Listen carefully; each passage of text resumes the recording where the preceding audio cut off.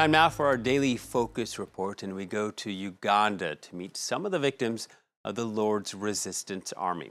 Warlord Joseph Kony founded the group in the 1980s, and since then, the LRA has killed more than 100,000 people and abducted about 25,000 children to use as servants, soldiers, or sex slaves. Now, French Charity is trying to help victims deal with the trauma and find a reason to smile again. All this through music therapy. Our team on the ground reports. It's 5 a.m. at Entebbe Airport, and Mayata is just halfway through the long trip from the French city of Strasbourg to Lira, a small town in northern Uganda. It's his second time in the country with the NGO Voice Without Borders, and he's here to give singing lessons to child victims of the Lord's Resistance Army. Mayata hopes that singing will be therapeutic for these children who were forcibly recruited, orphaned by war, or born of rape. Their lives have been turned around, and they know nothing else, nothing more, and nothing better. So the work we do is really to give them confidence in themselves, for them to relearn how to love each other, and to tell them they have a real place and a real value in the world. After 6 hours on the road, he arrives at this school. Mayata meets the kids, and in 4 days, 61 of them will go to the capital to take part in a concert organized by the French Embassy to celebrate World Music Day.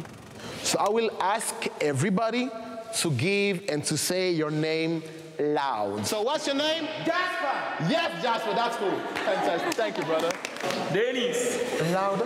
Dennis. Okay, wait a minute. Dennis.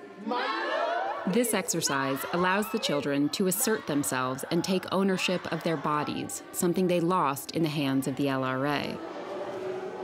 In Uganda, more than 25,000 children were abducted as child soldiers, forced workers, or sex slaves. After his father was killed, Isaac was captured at 12 years old and trained for combat. They trained us to use rifles, but before we had the right to use one, we had to prove our value. They ordered me to kill a kid with a machete. It was him or me.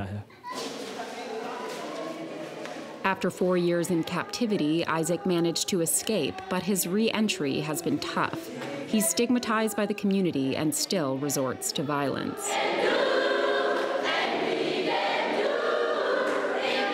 Unable to integrate into society on his own, singing lessons saved him.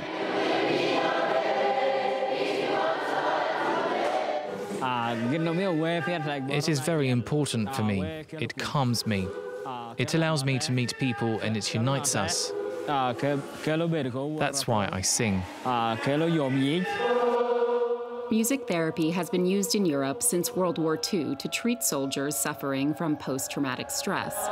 According to choir leaders here, it can have the same restorative impact on children. They know nothing other than tension, pressure, and war, whether internally or on the outside. We unblock them because we say, you're hurting there, and well, we will support it so that it is unblocked. You're in pain here. Well, we will let you open your voice. Since the beginning of the year and the start of singing lessons, Mayata has seen better integration of these children into the community. The next morning is their big departure. Everybody should start packing right now, okay? You have to make sure you take a toothbrush, towel. Now take it, now pay towel. It will be the first time in the capital for most of the children. Some have never been on a bus before.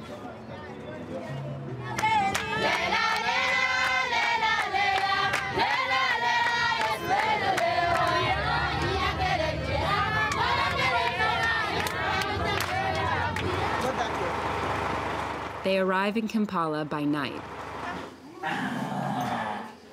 And tomorrow, it's the main event. 1, 2, 3, and we shall overcome. The last practice and final advice. Ils sont prêts, ils sont impatients. They're ready and they can't wait. They worked for several days. We rehearsed, we mastered the program. Everything's ready for the concert, and it will be a beautiful event. We are the children of peace, for a better tomorrow, and we will be okay. Voice Without Borders plans to continue and expand training for these children to facilitate their studies and their reintegration. And we will be okay if it was so hard today.